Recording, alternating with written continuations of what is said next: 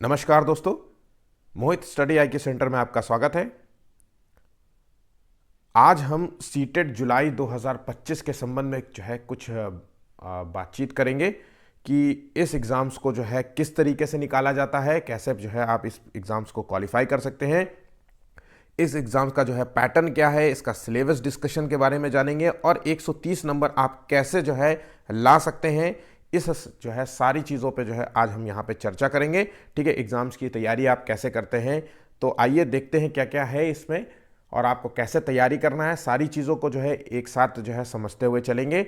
ठीक है, देखिए जल्द ही सीटेट का जो है फॉर्म आने वाला है और जिसका एग्ज़ाम आपको जुलाई 2025 में देखने को मिलेगा। ठीक है, तो ये एग्ज़ाम आपके लिए बहुत खास है क्योंकि इसको जब आप क्वालिफाई करेंगे तब ही जो है आप अन्य जो है एग्ज़ाम्स में बैठ सकते हैं टीचिंग के, जॉब से रिलेटेड, जैसे DSSB हो गया, नवोदय विद्यालय हो गया, KVS हो गया, है ना। ये सारे एग्ज़ाम्स में बैठने के लिए आपकी पहली रिक्वायरमेंट है कि सीटेट जो है आपका क्वालिफाई होना चाहिए। बहुत सामान्य सा पेपर होता है।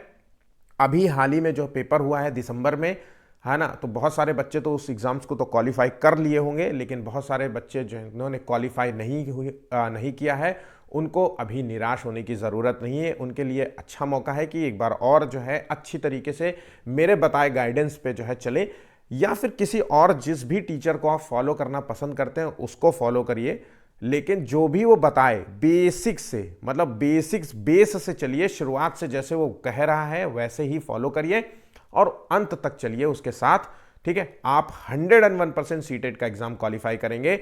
मेरी नॉलेज में मैंने ऐसे बच्चे भी देखे हैं जो 3-3, 4-4 बार से एग्जाम दे रहे हैं और क्वालिफाई नहीं कर पा रहे हैं। तो उसका भी कारण जानेंगे कि आखिर ऐसा क्या रीजन है कि वो बच्चे क्वालिफाई नहीं करते हैं। ठीक है, तो आइए डिस्कस करते हैं एक एक चीज पे। गौर से बात को सुनिएगा, बहुत इंपॉर्टेंट है, बहुत लंबी बातें नहीं है, 10 मिनट की वीडियो है, तो इसको सुनना जानना बहुत जरूरी है अगर आप सीटेट का एग्जाम देना चाहते हैं। अगर नहीं देना चाहते तब तो कोई बात नहीं। ठीक है, पहली चीज तो इसको जानना बहुत जरूरी है कि आप ये देखिए, पहली चीज तो लास्ट वाला जब जुलाई का एग्जाम हुआ था, आपको एग्जाम देने से पहले आपको यह जानना जरूरी है कि जब जुलाई का एग्जाम हुआ था तब पेपर 1 में 18% बच्चे पास हुए थे और पेपर 2 में 16%, तकरीबन 17% बच्चे पास हुए थे। मतलब 100 में से 18 बच्चे जो है पेपर 1 में पास हो रहे हैं और 100 में से करीब करीब जो है 17 बच्चे पेपर 2 में पास हो रहे हैं। तो ऐसा क्या रीजन है कि जो है सबसे ज्यादा बच्चे इसी एग्जाम्स में फेल हो पा रहे हैं, जबकि पेपर बहुत सामान्य है, सिंपल पेपर आता है, सिलेबस बहुत कम है अन्य एग्जाम्स के मुकाबले। जैसे कि आप अन्य जो है सरकारी नौकरी की तैयारी करते हैं, अगर लेखपाल बनना हो या फिर ग्राम विकास अधिकारी बनना हो या फिर जो है यूथ ऑफिसर बनना हो, इस तरीके के जो एग्जाम्स होते हैं, SSC एग्जाम्स होते हैं, एज कंपेयर टू जितनी सैलरी आपको एज अ टीचर मिलती है एज कंपेयर टू दूसरे जॉब्स में, ठीक है, उनके एग्जाम्स बहुत हार्ड होते हैं, बहुत मेहनत करनी पड़ती है, 8-8, 6-6 महीना प्रॉपर जो है गाइडेंस की जरूरत होती है, प्रॉपर बड़े से नोट्स की जरूरत होती है। तो ऐसा क्या हो जाता है कि सीटेट के एग्जाम इतना सिंपल होने के बाद भी बच्चा फेल हो रहा है, इन सब चीजों पे हम जानेंगे। देखिए लास्ट टाइम जो है पेपर 1 और पेपर 2 में तकरीबन इतने बच्चों ने रजिस्टर किया था और इतने बच्चों ने जो है पेपर दिया था। मतलब पेपर 1 में करीब 6,78,707 बच्चों ने एग्जाम दिया, पेपर 2 में 14,07,332 बच्चों ने एग्जाम दिया, लेकिन क्वालिफाई सिर्फ इतने हुए। मतलब 6,78,000 बच्चों में 1,27,000 बच्चा केवल पेपर 1 क्वालिफाई किया। अब आप समझ सकते हैं कि ऐसा क्या रीजन हो सकता है। तो कुछ तो होगा, या तो कई बच्चों को ये एग्जाम बहुत हार्ड लगता होगा, या फिर शायद इसका एक बहुत बड़ा रीजन है कि पढ़ाई को गंभीरता से ना लेना। ठीक है, जब आप किसी चीज को गंभीरता से नहीं लेते तो वो भी चीज आपको गंभीरता से नहीं लेती, चाहे वो कितना ही सिंपल क्यों ना हो। हम जब पढ़ाते हैं तो कई बार ऐसे बहुत सामान्य से क्वेश्चन होते हैं कि जो बच्चे खुद 2 बार से फेल होकर के तीसरी बार पास हुए हैं, उनको लगता है कि अरे सर ये तो बहुत सामान्य है। जब पहली बार तुमने भी एग्जाम दिया था तो बहुत कठिनाई हुई थी आपको पास होने में, बहुत समस्याएं हुई थी, आपको झेलना पड़ा था, और फिर किसी के द्वारा दिए हुए गाइडेंस को फॉलो करने के बाद ही आप उसको पास हुए थे। ठीक है, तो आइए जानते हैं एग्जाम पैटर्न के बारे में। यहां तक तो आप समझ गए होंगे कि मोटिवेशन के लिए पहले तो आपको जरूरत है कि कितने बच्चे पास हो रहे हैं और कितने फेल हो रहे हैं, तो आपको कितना मेहनत करना पड़ेगा, ये तो आप जान गए। आइए देखते हैं क्या क्या एग्जाम है और किस तरीके से एग्जाम इसका कंडक्ट होता है। तो पहली चीज, ये एग्जाम होता है टोटल जो है 150 नंबर का। तो 150 नंबर के जो है 5 सेक्शन होते हैं, जिसमें से हर सेक्शन में जो है 30 क्वेश्चन होते हैं, 5 या 15, 150 क्वेश्चन। एक क्वेश्चन की कीमत जो है एक जो है नंबर की है, तो 150 मार्क्स का है, मतलब 150 क्वेश्चन भी होंगे। इस चीज को ध्यान रखिएगा। एग्जाम की जो ड्यूरेशन होती है वो है 150 मिनट की, तकरीबन 2.5 जो है घंटे का पेपर होता है। ठीक है, तो पर्याप्त समय होता है। अन्य एग्जाम्स में समय भी ज्यादा नहीं होता है, कम समय होता है और क्वेश्चंस लेवल भी हाई होते हैं। यहां पे आपको समय भी अच्छा खासा मिलता है। अगर आप सही नियमित रूप से अभ्यास करें तो आप इस टारगेट को बहुत आसानी से अचीव कर सकते हैं। तीसरी चीज है कि ये पेपर मोड कैसा होता है। तो पहले अभी जो है ऑफलाइन पेपर हो रहा है। इससे पहले जो है एक बार जो है ऑनलाइन पेपर भी कंडक्ट कराया गया था कोरोना के समय, लेकिन ऑनलाइन पेपर के मुकाबले ऑफलाइन पेपर बहुत अच्छा होता है देना। क्योंकि जब आप ऑफलाइन पढ़ते हैं तो एक तो हमारी किताबों की पढ़ने की आदत होती है, हम कोई फोन में और टैबलेट में पढ़ने की इतनी आदत होती नहीं है ये जनरेशन की, है ना। तो हम ऑफलाइन पेपर पढ़ते हैं। ऑफलाइन पढ़ते हुए अंडरलाइन करने की भी आदत होती है, क्वेश्चंस को पढ़ते हैं, रीड करते हैं, फिर अच्छे से रीड करते हैं, फिर किसी चीज़ में जो है टॉपिक पे जो है आप जो है एक लाइन खींच देते हैं, है ना। तो इस तरीके से हमारी पढ़ने की आदत, तो ये ऑफलाइन पेपर जो होता है ये बेस्ट होता है और आपके लिए बेस्ट है। अगर ऑनलाइन हो जाता है किसी वजह से तो आपके लिए एक मुसीबत से बढ़ के और कुछ नहीं होता, क्योंकि क्वेश्चंस को पढ़ना, उसको समझना, फिर उसमें अंडरलाइन करने को भी नहीं मिल रहा है, तो ये थोड़ा सा मुश्किल होता है। ठीक है, यहां पे चीजों समझिएगा।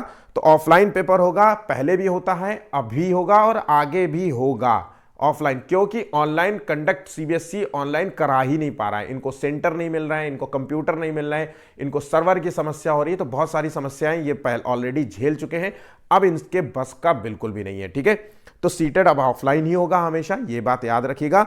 और जो निगेटिव मार्किंग होता है, इसमें निगेटिव मार्किंग नहीं होता। मतलब आप 150 में से 150 क्वेश्चन करिए और चाहे 120 क्वेश्चन सही करिए, चाहे 90 सही करिए, है ना, आपके निगेटिव क्वेश्चंस जो आपके गलत हुए वो नहीं होंगे। तो जितने आपने क्वेश्चन सही किए उतने नंबर आपको मिल जाएंगे। ठीक है, तो यहां पे चीजों को ध्यान रखिएगा। इस तरीके से आपका टोटल जो है एग्जाम का जो पैटर्न होता है वो इस तरीके से होता है। ठीक है, तो आइए जो है नीचे देखते हैं कि सिलेबस इसका क्या है और किस तरीके के क्वेश्चन आते हैं। तो देखिए, जो बच्चे पहली बार दे रहे हैं उनको पता नहीं होगा कि इसमें पेपर 1 और पेपर 2 में जो है क्या क्या होता है। तो देखिए, पेपर 1 और पेपर 2 जो है फॉर्म भरा जाता है। पेपर 1 बेसिकली जो है आप यूँ कह लीजिए कि प्राइमरी एजुकेशन के लिए माना जाता है और पेपर 2 जो है जूनियर एजुकेशन के लिए जो है होता है। ठीक है, तो इसके बारे में और किसी जो है एग्जाम्स में जो है चर्चा करेंगे। तो देखिए, पेपर 1 के अंतर्गत सीडीपी आती है पहला, जिसे कहते हैं child development and pedagogy, Hindi में कहें तो बाल विकास एवं शिक्षा शास्त्र। यहां से आपको 30 क्वेश्चन देखने को मिलेंगे। मतलब ये 30 में से 30 आप अच्छे तरीके से कवर कर सकते हैं, क्योंकि सीडीपी का सिलेबस बहुत कम है। मैं फिर से बार बार कह रहा हूं, दूसरे जो है मुकाबले आप जीएस से तुलना करिए, आप सीडीपी को जीएस से तुलना, इन 150 टॉपिक्स को जीएस से तुलना कर लीजिए, है ना। वहां पे जीएस भी आती है, इंग्लिश भी आती है, कंप्यूटर भी आती है, और भी सारी चीजें आती है। और जितनी सैलरी टीचर को मिलती है, आप समझ लीजिए पेट का एग्जाम क्वालिफाई करने में, फिर लेखपाल बनने में जो पसीने छूटते हैं बच्चों के, है ना, उतना उससे कई गुना आसान है सीटेट का एग्जाम क्वालिफाई करना। फिर उसके बाद DSSB, KVS और NVS सारे एग्जाम्स क्वालिफाई करना सबसे आसान होता है। तो ध्यान रखिएगा, यहां पे जो सीडीपी का जो है टॉपिक्स बहुत कम है ना। एक एक जो है मनोवैज्ञानिक के नाम दिए गए हैं, बाकायदा क्लियर तरीके से उसको बता दिया गया है सिलेबस में भी कि इस मनोविज्ञान के बारे में, इसके बारे में आपको जानकारी करनी है। और उस मनोविज्ञान ने बहुत सामान्य सी जानकारी दी है, ऐसा कुछ नहीं है। बच्चों के संबंध में तो बहुत सारी बातें तो हम ऑलरेडी डेली हम घर में ऑब्जर्व करते हैं बच्चों के साथ। ठीक है, तो सीडीपी में 30 क्वेश्चन आपको मिलेंगे, ईवीएस में भी 30 क्वेश्चन मिलेंगे, जहां पर आपको 15 क्वेश्चन एक एनसीईआरटी बेस्ड होंगे और 15 क्वेश्चन पेडागोजी बेस्ड होंगे। मतलब जैसे पर्यावरण के संबंध में जो है आपको कैसे बच्चों को पढ़ाना है ना, शिक्षण का उद्देश्य क्या होता है पर्यावरण के संबंध में, पर्यावरण पढ़ाते हुए जो है आपको कैसी तकनीक का इस्तेमाल करना है, मतलब भ्रमण कराते हुए बच्चों को जो है और बाहर जो है भ्रमण कराइए, गार्डन में दिखाइए जाकर के पेड़ पौधों के बारे में, या फिर कमरे में स्कूल की क्लास में बैठ करके बोर्ड में जो है चित्र बनाकर पढ़ाइए। तो ऑब्वियसली भ्रमण से बच्चा जो है बेहतर तरीके से सीखेगा, चित्रों के माध्यम से सीखेगा। ये होता है पेडागोजी। तो 15 क्वेश्चन तो एनसीईआरटी बेस्ड होते हैं, बिल्कुल सामान्य से क्वेश्चन होते हैं एनसीईआरटी के, है ना, वो भी बाकायदा सिलेबस में दिया गया है। अगर आप पढ़ना चाहते हैं तो कक्षा जो है 5 से आप जो है एनसीईआरटी 6 से उठा लीजिए, 6 से 8 तक की एनसीईआरटी उठा लीजिए, आपका टॉपिक्स जो है सारे कवर होते चलेंगे। ठीक है, इससे पहले की एनसीईआरटी भी पढ़ लीजिए। उसके बाद आता है मैथ के, तो मैथ में भी जो है सेम चीज होती है, 15 क्वेश्चन और 15 पेडागोजी के आपको मिलेंगे। लैंग्वेज 1 और लैंग्वेज 2 को बहुत ध्यान से भरना होता है। लैंग्वेज 1 में अगर आप हिंदी भर रहे हैं, अगर आप लैंग्वेज 1 में हिंदी भर रहे हैं तो लैंग्वेज 2 आपकी इंग्लिश होगी। और अगर आप लैंग्वेज 1 में हिंदी भर देते हैं, या लैंग्वेज में जो भी लैंग्वेज सेलेक्ट करते हैं, जब आप एग्जाम देंगे तो आपको उस लैंग्वेज को ध्यान रखना है कि लैंग्वेज 1 में मैंने क्या सेक्शन भरा था। ठीक है, इन दोनों से आपको 30 क्वेश्चन मिलेंगे और टोटल जो है 150 होगा। ठीक है, यहां पे चीजों को ध्यान रखिएगा। अब आ जाते हैं पेपर 2 पे। सेम चीज, सेम पैटर्न, सेम सिलेबस, कुछ भी चेंज नहीं है, 19-20 का अंतर नहीं है, सेम क्वेश्चन भी आते हैं। ऐसा कुछ नहीं कह सकते कि इसमें कुछ अजीब आते हैं, इसमें कुछ अलग क्वेश्चन आते हैं। पढ़ना वैसा ही है, कुछ भी अंतर नहीं करना है। तो सीडीपी में भी वही चीज है कि 15 क्वेश्चन पेडागोजी के, 15 क्वेश्चन जो है सामान्य जो है चाइल्ड डेवलपमेंट से संबंध में, तो 30 क्वेश्चन हो गया। उसके बाद एक आता है आपको 60 क्वेश्चन आते हैं, या तो साइंस और मैथ की एक सेक्शन आएगा जो साइंस साइड बच्चों के लिए होगा, और एक एसएसटी होगा जो सामाजिक विज्ञान से संबंधित जो है बच्चों के लिए 60 क्वेश्चन होंगे। तो जो साइंस और मैथ से पढ़ते होंगे, जिन्होंने साइंस और मैथ, जिनका बीएससी जो है ग्रेजुएशन साइंस से है, मैथ से है, 60 क्वेश्चन आपको देखने को मिलेंगे, जिसमें से 40 क्वेश्चन जो है साइंस और मैथ से होंगे और 20 क्वेश्चन पेडागोजी से होंगे। एनसीईआरटी की तैयारी कर लीजिए, एनसीईआरटी खरीद लाइए, 6 से 8 तक की एनसीईआरटी खरीद लाइए साइंस की और मैथ की, सारे क्वेश्चन आपको देखने को मिल जाएंगे। और दूसरी चीज, प्रीवियस ईयर के पेपर को तो बिल्कुल भी मत भूलिएगा। प्रीवियस ईयर क्वेश्चंस को अच्छे तरीके से लगाइए, डेली एक पेपर आप लगाइए, है ना। मेरे चैनल को फॉलो करते हैं तो मेरे प्लेलिस्ट में जाइए, आपको बहुत सारे पेपर मिलेंगे। हर सीजन में आपको मैं पेपर कराता हूं। अभी कुछ दिनों के बाद से आपको सीटेट की तैयारी शुरू हो जाएगी हमारे द्वारा, और हम डेली आपको एक पेपर कराएंगे, डेली आपको थ्योरी वीडियोस देंगे, और उन थ्योरी को आपको कैसे तैयार करना है, उन सब चीज़ों के बारे में हम डीप डिस्कशन करते हैं। सारी चीज़ें, बस एक बार आपको भरोसा रखना होगा कि किसी भी टीचर को आप भरोसा रखिए, चाहे मुझे रखिए, चाहे किसी और टीचर को जो है फॉलो करिए, लेकिन जो बता रहा है उसको फॉलो करिए। ठीक है, अगर आप पास नहीं हो रहे हैं, आपको लगता है कि मैं हमेशा से फेल हो जाता हूं या हो जाती हूं, या फिर मुझे लगता है कि मेरा कॉन्फिडेंस इतना नहीं हो रहा है कि मैं पास हो जाऊंगी, तो आपको फॉलो तो करना ही पड़ेगा किसी टीचर को। ठीक है, सेम चीज है कि लैंग्वेज 1 और लैंग्वेज 2 वही होगा, है ना। तो जिसमें भी 30 क्वेश्चन होंगे, लैंग्वेज 1 में हिंदी भरेंगे तो आपको हिंदी ध्यान से जो है एग्जाम में देना पड़ेगा। 30 क्वेश्चन है, जिसमें से आपको एक पैसेज, 15 क्वेश्चन का पैसेज मिलेगा, है ना, गद्य और पद्य के संबंध में, और 15 क्वेश्चन आपको पेडागोजी से मिलेंगे। ठीक है, और अगला लैंग्वेज पेपर वही इंग्लिश है, तो यहाँ पे 2 है। तो इस तरीके से टोटल 150 क्वेश्चन कवर होते हैं। मैं सारी चीजें आपको कंप्लीट करूंगा, सारी चीजें मैं आपको कंप्लीट करा दूंगा। ठीक है, नेक्स्ट है कि आखिर तैयारी कैसे करना है, आइए जान लेते हैं। तो आपको जो है सारी चीजें आपको पता चल गई कि सिलेबस क्या है और इसका एग्जाम का पैटर्न क्या है। तो अब आपको तैयारी कैसे करनी है। तो पहली चीज तो एक जो है सिलेबस टॉपिक के जो है नोट्स बनाए। तो यहां पे जो लिखा है सिलेबस टॉपिक के नोट्स बनाए। मेरे अकॉर्डिंग नोट्स बनाना आपके लिए बहुत बहुत इंपॉर्टेंट है। वन लाइनर नोट्स बनाए, और ऐसा मत करिएगा, मैं आपको जैसे सलाह दे रहा हूं ऐसा बिल्कुल मत करिएगा। आप मान लीजिए मुझसे पढ़ रहे हैं और फिर जो है आपने लास्ट वाला वीडियो किसी और से पढ़ा, फिर उसके बाद किसी और से पढ़ा, मान लीजिए, है ना। तो आप जो है व्यवस्थित नोट्स मत बनाइए। एक पेज लिखिए, इसमें मान लीजिए कोई बोले कि आप मान लीजिए पहली बार पढ़ने आए, तो आपने कहा कि मैंने आपसे बताया कि पियाजे ने जो है सिद्धांत दिया था संज्ञानात्मक विकास का सिद्धांत, तो आपने लिख लिया संज्ञानात्मक विकास का सिद्धांत। अब आपने, मैं मान लीजिए कोई पेपर लगाने लग गए, पीवाईक्यू जो है प्रीवियस ईयर क्वेश्चन लगा दे। अगर आपने वहां पे पढ़ लिया कि जो है वाइगोस्की ने कौन सा सिद्धांत दिया, तो इसी के नीचे आप लिख दीजिए वाइगोस्की ने सामाजिक सांस्कृतिक सिद्धांत दिया था। अगला जो है किसी ने कहा कि थॉर्नडाइक ने कौन सा सिद्धांत दिया था, तो सीखने का सिद्धांत दिया। आप ऐसे पढ़ते हैं और फिर मान लीजिए इन 3 टॉपिक के पढ़ने के बाद, 3 जो है लाइन लिखने के बाद आपको चौथा पता चला कि पियाजे ने जो है 4 प्रकार के जो है चरण प्रस्तुत किए, तो लिख लीजिए उसको नीचे, इसी के नीचे। तो ऐसे क्या होगा, आप जो है जब पढ़ेंगे तो कड़ी टू कड़ी जोड़ पाएंगे।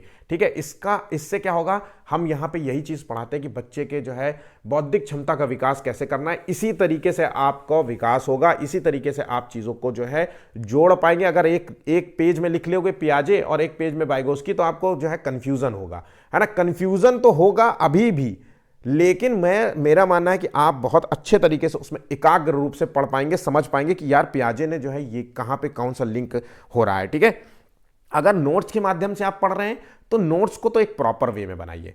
और ये जो नोट्स है इसके बारे में मैं जो बता रहा हूं, ये आपको पीवाईक्यूज से मिलेंगे। जैसे मैंने आपको कोई क्वेश्चन पढ़ाया, उसको आपने सुना और उसका आपने एक नोट्स बना लिया, तो पीवाईक्यूज के नोट्स अलग बनाइएगा और सिलेबस टॉपिक के अकॉर्डिंग नोट्स अलग बनाइएगा। इन दोनों चीजों को समझ लीजिएगा अच्छे से।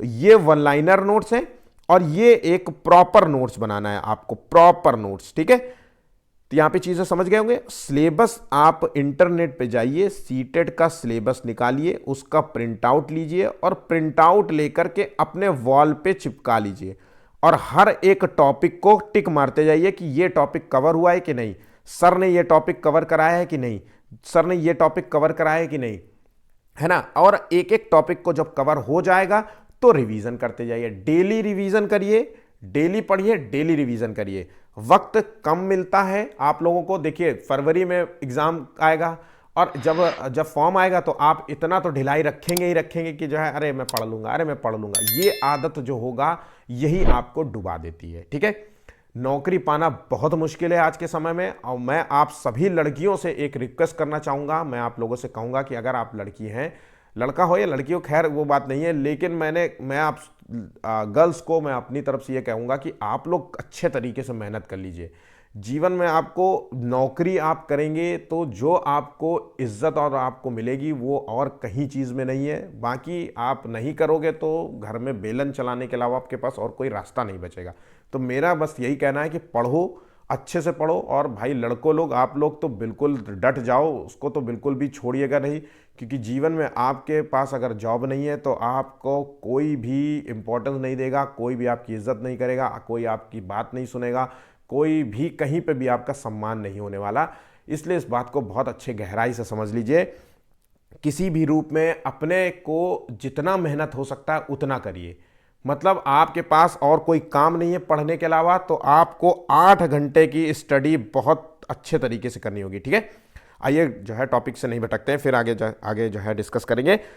तो यहाँ सिलेबस को, सीटेट का जो सिलेबस नोट कर लीजिए, उसको प्रिंट आउट निकलवाइए, दीवार में चिपकाइए और उसके पढ़ते जाइए, टॉपिक वाइज पढ़ते जाइए और उसके नोट्स बनाते जाइए। उसके बाद रटने वाली चीज़ों को जो है बिल्कुल भी मत करिए। मैंने कोई क्वेश्चन आपको दिया, कोई क्वेश्चन यहाँ पे दिया और वो क्वेश्चन मैं करा रहा हूँ, उसके बाद ऑप्शंस दिए हैं, आपको पता है कि इसका आंसर क्या है, क्योंकि हो सकता है आपने 4 बार ऐसा क्वेश्चन देख रखा हो। तो जो भी टीचर बता रहा है उस क्वेश्चन के बारे में उसको सुनिए, क्योंकि अगर आप सुनेंगे तो आप समझ पाएंगे कि टीचर कुछ नया भी बताने का प्रयास कर रहा है ना। और उस नया को आप सुनेंगे, समझेंगे और उसी को नए को आप अपने नोट्स में नोट करेंगे। ठीक है, तो रटने के प्रोसेस पे मत चाहिए, क्योंकि जब क्वेश्चंस आता है सीटेट के एग्जाम में तो ये पक्का हो जाता है कि आपको क्वेश्चंस जो है घुमा देगा। सीटेट का पेपर बहुत सिंपल होता है, लेकिन जिन बच्चों का बौद्धिक विकास मेरे अनुसार कम हुआ है, जिनको समझने के जो है गुण नहीं है, जिनको समझ नहीं पाते कि वो क्या कर सकते हैं, कैसे क्वेश्चन में डिसीजन लेने हैं, है ना, किन चीज़ों में क्या जो है हमें आंसर देना है, वो अक्सर बच्चे गलत करते हैं। ठीक है, तो रोट लर्निंग हमें नहीं करनी है, रटने पर ज़्यादा हमें ध्यान नहीं देना है। ज़्यादा से ज़्यादा जो है हमें अभ्यास करना है, ज़्यादा से ज़्यादा हमें रिवीजन करना है। ठीक है, रिवीजन करेंगे, नोट्स रिवीजन करते जाएंगे, उसके साथ साथ पीवाईक्यूज लगाइए, प्रीवियस ईयर क्वेश्चंस जरूर लगाइए। उसके बाद मोहित स्टडी आईक्यू सेंटर के जो प्लेलिस्ट है ना, उसमें जा करके आप स्टडी आईक्यू लिख देता हूं यार, सेंटर के जो है प्लेलिस्ट में जा करके उसमें जो है पूरे पेपर्स आपको मिल जाएंगे।